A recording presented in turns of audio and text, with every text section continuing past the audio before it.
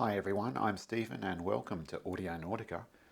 I'm almost in a position to test the next stage of this SYMEF Type S amplifier build, so thank you once again to Harrison from Modular Audio Systems for sending me these amplifier boards and the protection boards as well. But just before I do this test, I just want to give you an update as to what I've done since the last video.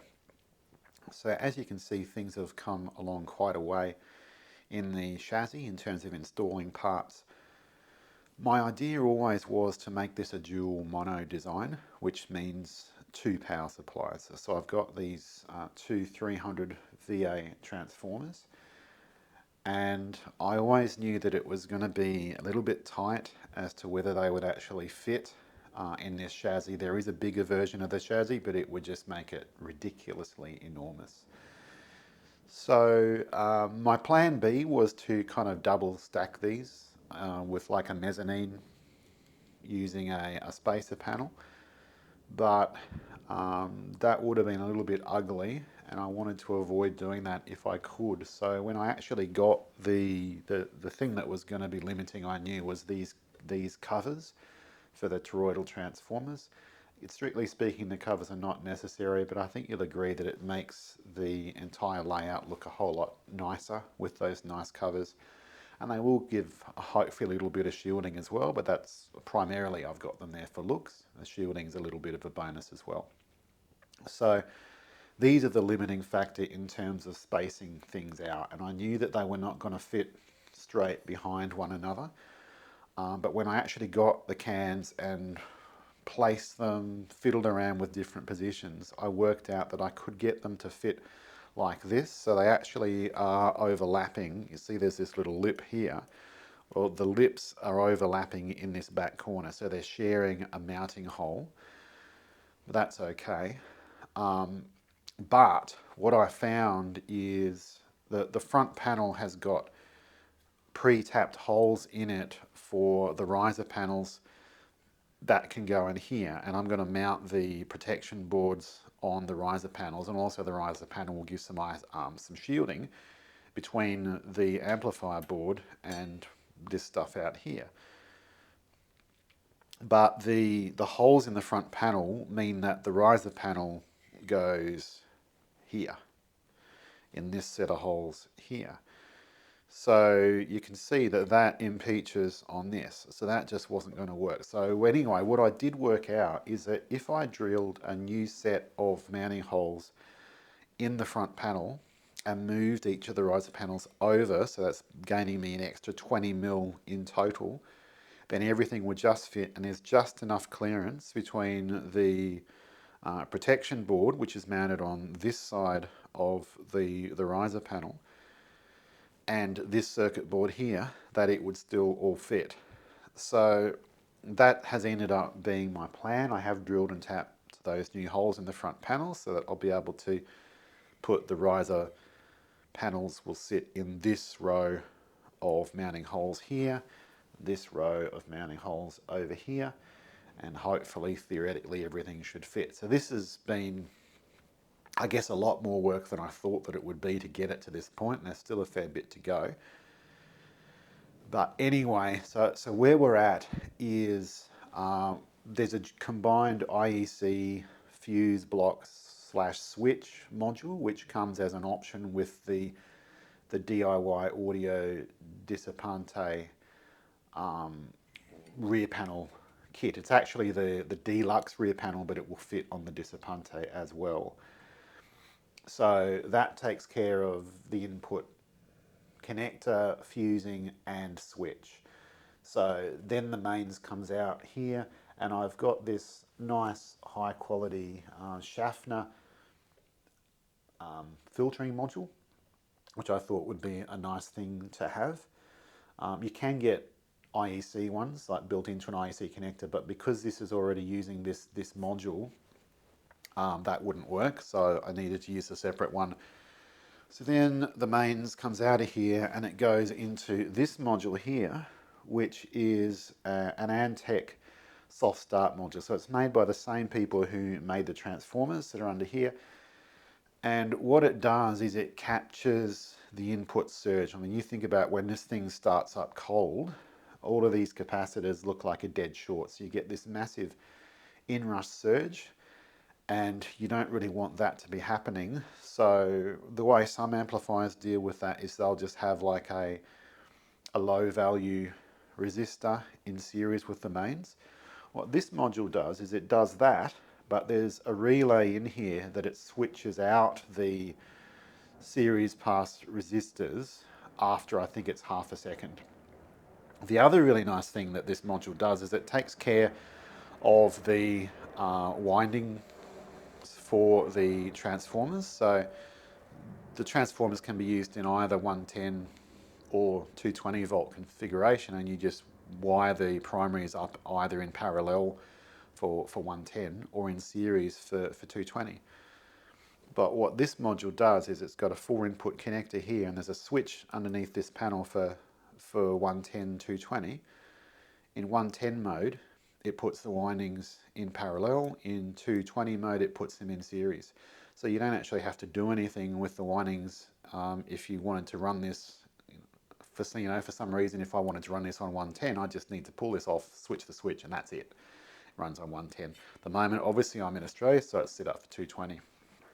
So basically, this is the input to your transformers here, and I've got 2 transformers, so the 2 sets of primaries go into here, and then on the output of each of the transformers, I have got a bridge rectifier. So the AC coming into the bridge rectifier is here and here, and then this is your DC output, and this is the ground here. So these are 35 volt transformers.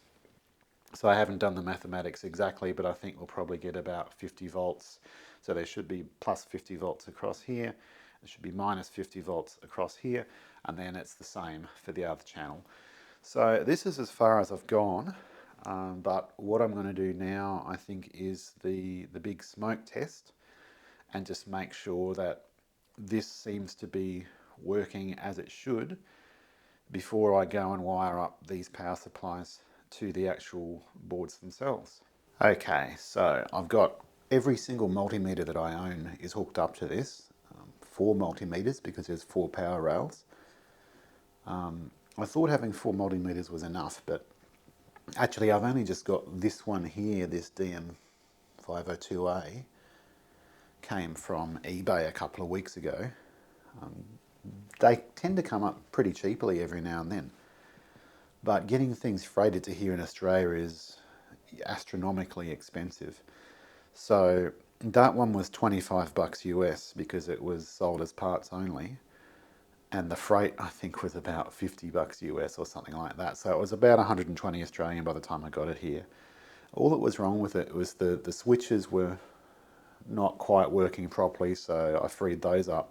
And also there was one pin, there's like a big pin header with like individual gold-plated pins.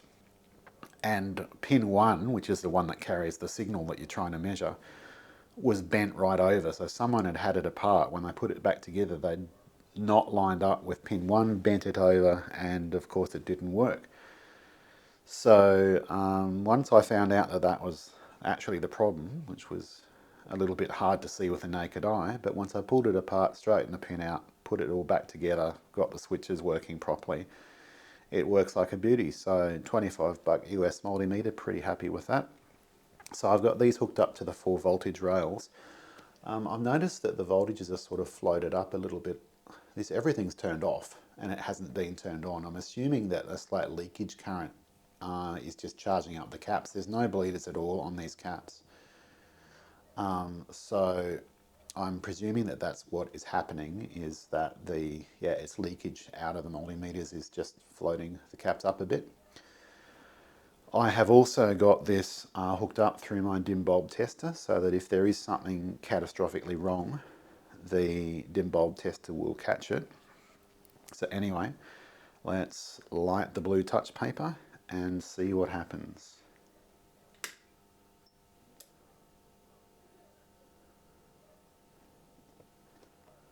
Goodness gracious me.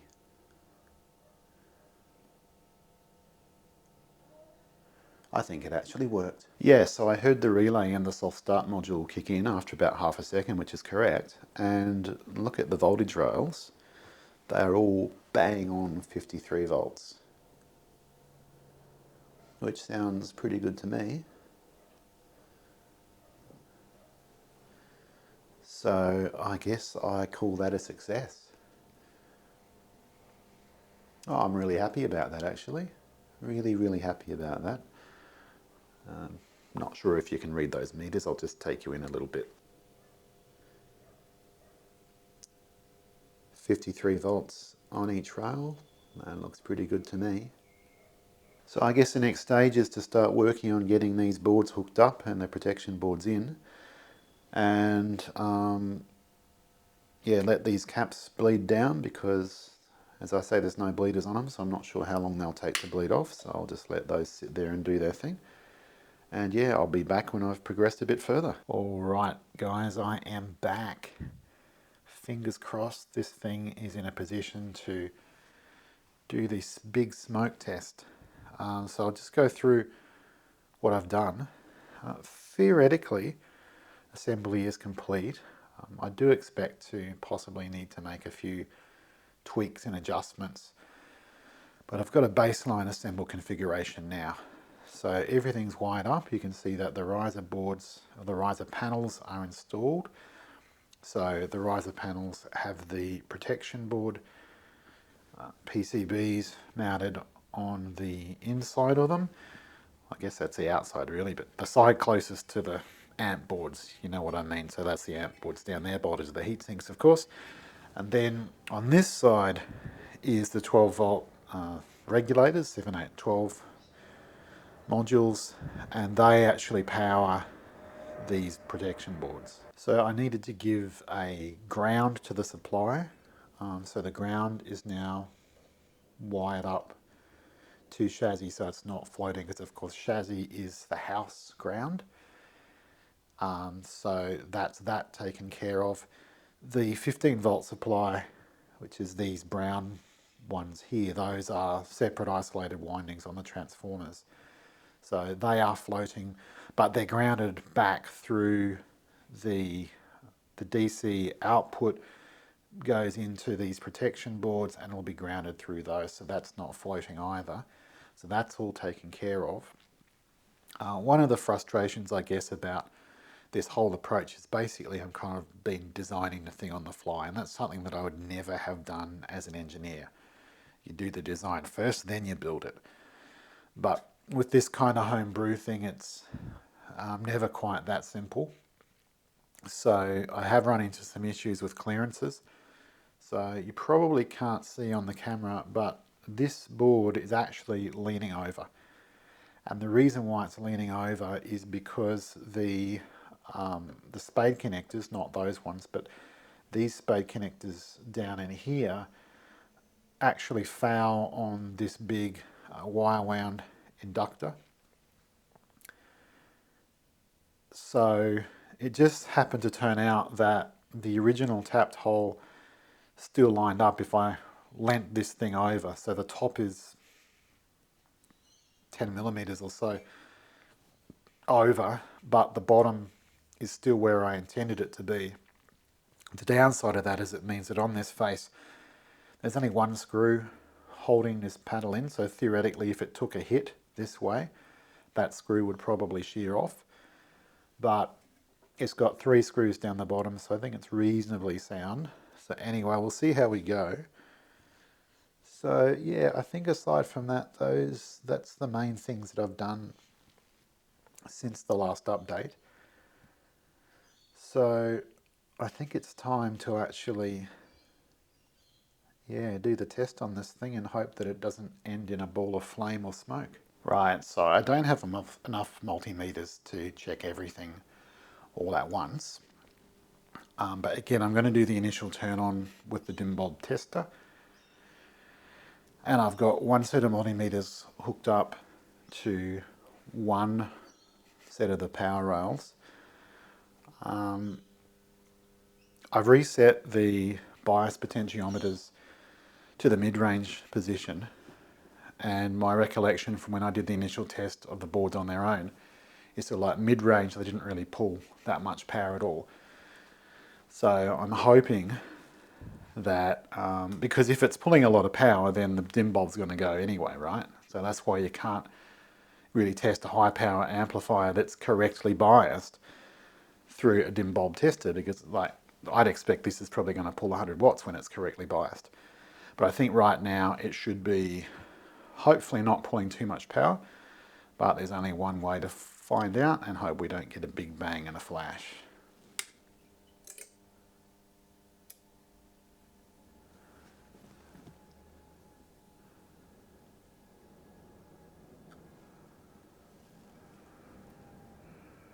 Okay.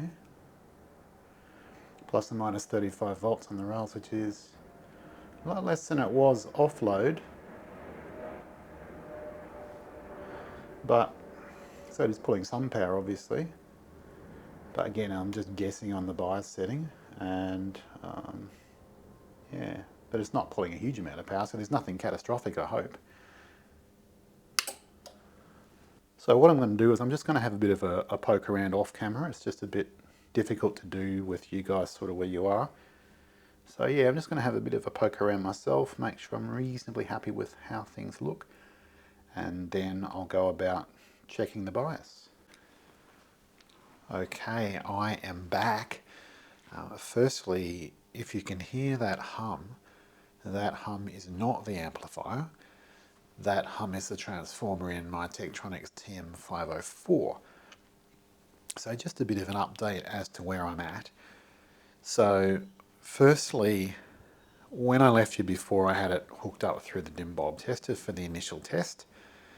And even though I'd sort of reset the bias to sort of the mid-range level, there was still enough power being pulled that it dropped the voltage to the primaries on the transformer. So that's why the supply voltage was down around 32 volts. So I said I was going to go off and do some further testing, and I've done that. So I took the dim bulb tester out, and the supply was what I expected it to be, 52 volts.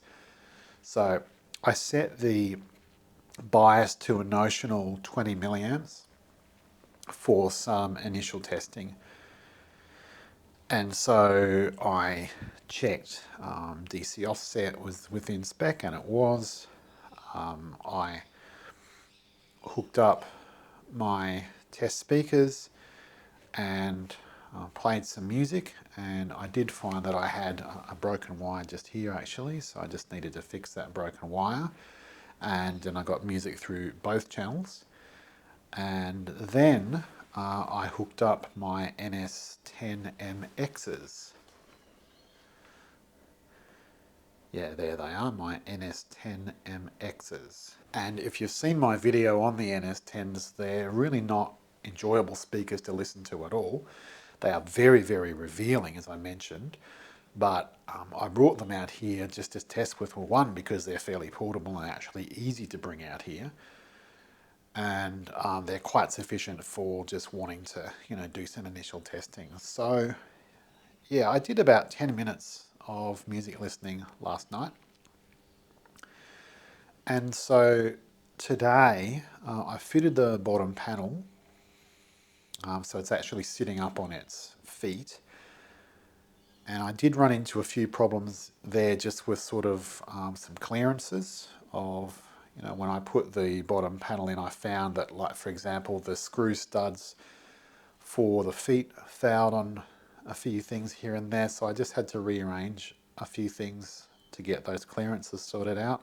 So the bottom panel is now installed. I also can't remember whether I showed you that I've got the front LED indicator working. So there it is, a nice little red LED indicator. That is the only thing that is on the front panel. So as you can see, aside from that, the front panel is kind of bare. It'd be nice if I had a great big SYMEF logo or something to go on here, but that might be for another day. So yeah, I got the LED hooked up. That was a little bit trickier than I thought, because I had to think about assembly and disassembly should I ever actually need to access things. So I had to wire this on, like there's a little connector down in there so that if I ever need to access things, because the feed, this is fed from the 12 volts DC that comes from this one. So this one, you might be able to see that there's two sets of wires coming out of here. So one is the 12 volts out that feeds the protection board for this channel, which is the left channel.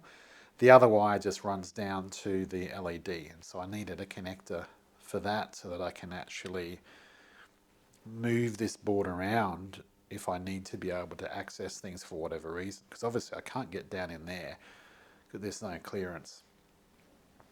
So yeah, that all seems to be pretty good. So what I need to do now is I need to set the bias properly. So I mentioned that I set the bias to a notional 20 millivolts, and this has been running for over an hour now. So when I turn it on, you could see on the DM502As that I've got hooked up to the bias on both channels, it was about 28, 25 millivolts. Then as this thing warms up, it drops off very quickly. So you can see that the bias now is nowhere near where we want it to be now that this unit has stabilized and warmed through. So this is the reason why you need to let an amplifier warm up before you go and adjust the bias. So as I say, this has been sitting here for over an hour now. These readings have stabilized, so I now need to adjust these to 28 millivolts is the level that decided on with a bit of discussion with Harrison. Been chatting to Harrison overnight. So that's what we're going to do. The other thing I had to think about too also was how you actually do this, is because of the access. Like, got to be able to get the screwdriver through one of these screws and then onto the trim pot like so. And yeah, if these boards are not in the right place, then you can't actually do this. So had to make a bit of an adjustment for that. Right, let's see. Okay, it's the right hand DM is changing. Let's take this up to 28.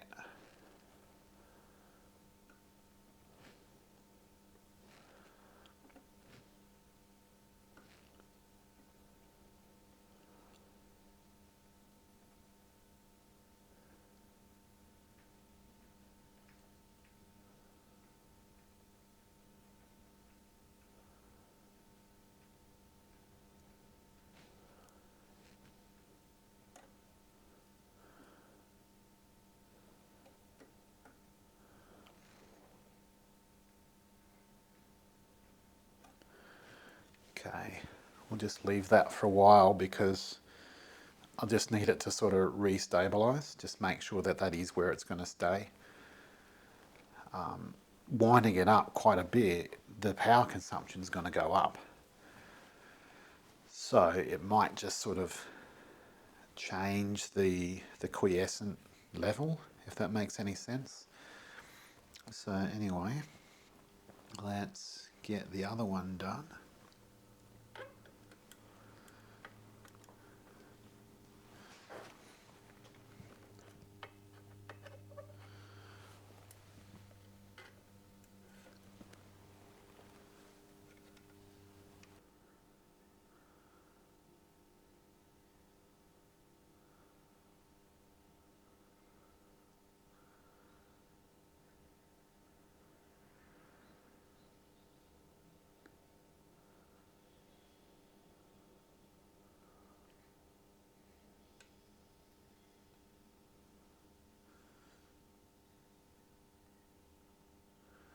Okay, I'll just leave that there for now.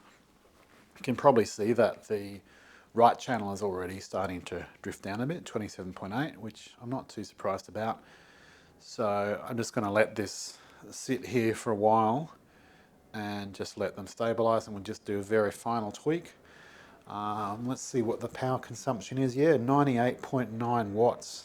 I think for a big amp like this, 100 watts is generally a pretty good rule of thumb. for an idle power. But basically these figures that Harrison has calculated for me is based on making sure that it's operating in Class A mode at low power levels, because you want the amp to sound good at low power as well as high power. So, yep, I'll just let this sit for a while and I'll do the final adjustment then. Okay guys, I think I'm pretty happy with this. Seems to be reasonably stable, around 28 millivolts both channels. Power draw is 97.8 watts, which I'm pretty happy with. So yeah, I think I'm going to call this correctly biased.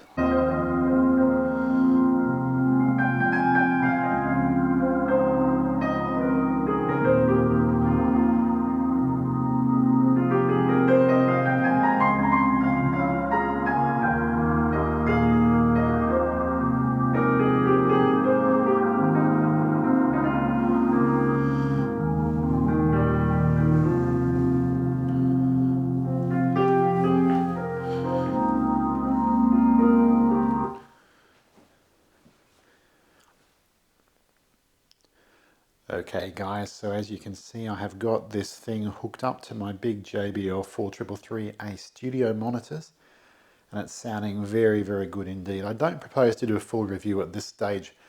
I've only been listening to it for an hour or so, so I'll do a follow-up video in a couple of weeks' time, hopefully, which will be more so a review and an overview of this entire project.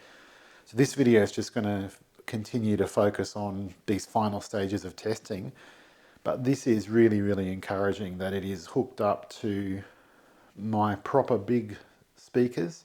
My initial impressions are that it is a very full sound across the entire audio spectrum as you would want it to. The bass has a presence without being boomy, without being too much. So my initial impression was that the treble is brighter, but having listened to that for an hour or so, I think what I'm hearing is more detail, or the detail seems more obvious to me coming through in the treble. These speakers have got 2405 ribbon super tweeters in them, so they really do a very, very good job of the treble. So that's just an initial inclination, but I'm going to need to do some more listening to get a better feel as to what I think. Alright, so I'm just doing some THD testing using the Keithley 2015 THD, and this thing can be set up to measure just the second harmonic or all the harmonics all the way up to the 40th harmonic, which is as far as it goes. So on the second harmonic it measured 0.01, and then this one is the up to the 40th harmonic, and I think I'm giving that about 0.028. So really I think this, again, it gets close to the limitations of the test gear that I'm using.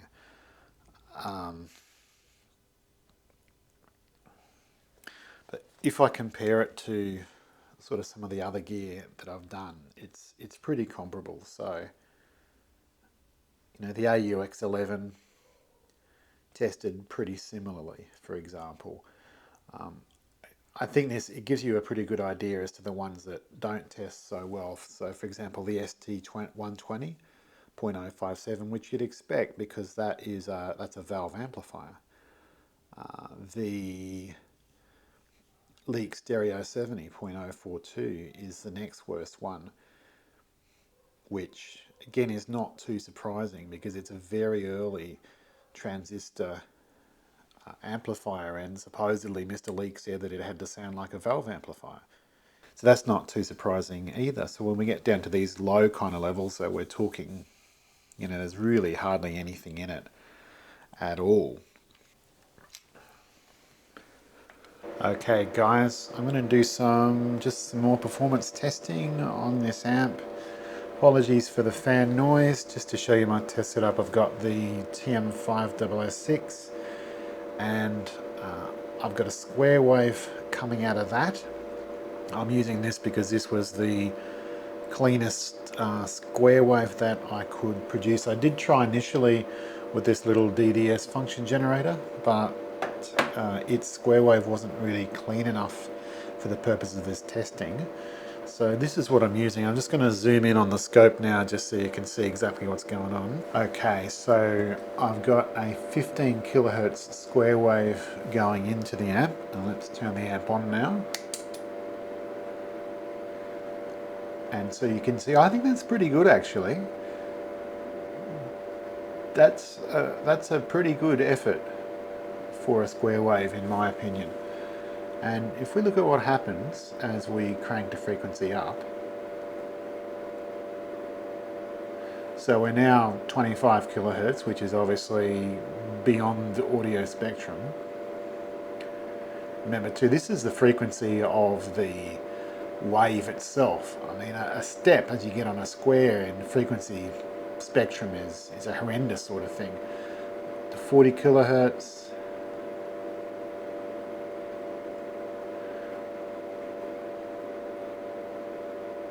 80 kilohertz, and it's only sort of about now that the rise time, the ability of the amp to respond, so that's 100 kilohertz.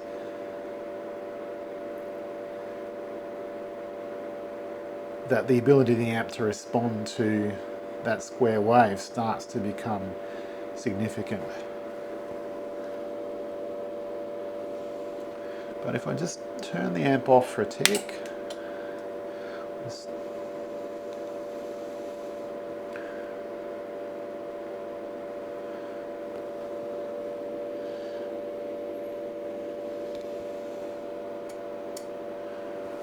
and we just do the same thing now with sine wave.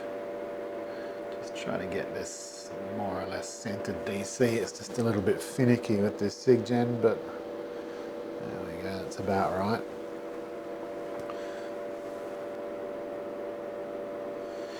Turn the amp back on.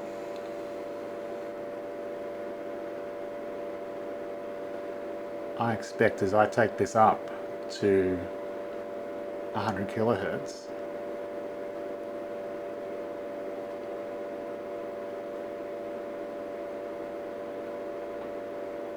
yeah, look at that, 100 kilohertz. Did you notice that the amplitude has not dropped off at all? That is working perfectly at 100 kilohertz. So that, I think, is pretty impressive. I might just wind it back down and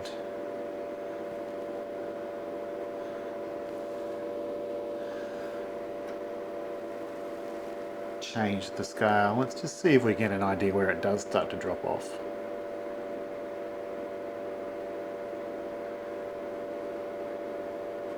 Yeah, there, it's starting to drop off about there.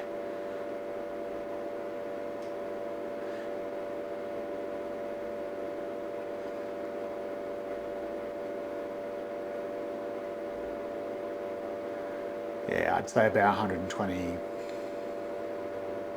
130 kilohertz, it just starts to drop off.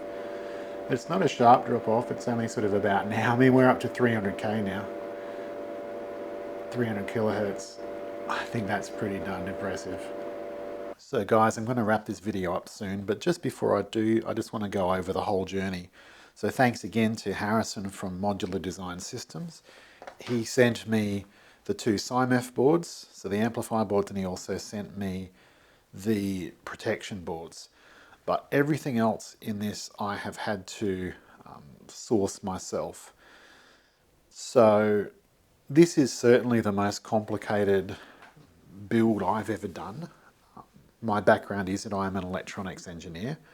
I've done plenty of designs in my time, but not so much kind of, mechanical and case kind of work, because I'd have other people to do that. So I've not really had to do that myself. On this occasion, because I don't work in electronics anymore and the only workshop I have access to is this one here, my own, I've kind of had to learn this on the fly. So there was an awful lot of learning, even though I have an engineering background. So I haven't actually worked out how much this has cost me in total. As I mentioned, Harrison did give me the boards themselves, so I haven't had to buy the boards. but I had to buy the enclosure, the transformers. That's probably the most expensive parts that I needed to buy. Various other parts, so like the capacitors, the bridge rectifiers, the covers for the transformers, which I'm really happy with. I think they really make that look great. I'm really happy with how this looks on the inside. I mean, yes, it obviously is home built because of these riser panels and so on. But my idea always was to go with a dual mono design, kind of like what you get in some of the Accuphase amplifiers. And I was testing this earlier today, plugged into my Accuphase preamp. So I really love the Accuphase design methodology. So that was sort of my inspiration to go down this path. But in some ways it would have been easier to go for a more conventional design just with a single transformer. But I guess that's for people to weigh up themselves as to what they want to do. In terms of actually being able to do this, I did need to get some gear for my workshop that I didn't have already. So I needed a Dremel, I needed the drill press, I needed to be able to tap into these heat sinks, decent set of drills. I needed the desoldering tool, the Pros Kit desoldering tool that I didn't have. Decent soldering iron, of course. I've got my Thermaltronics professional grade soldering iron.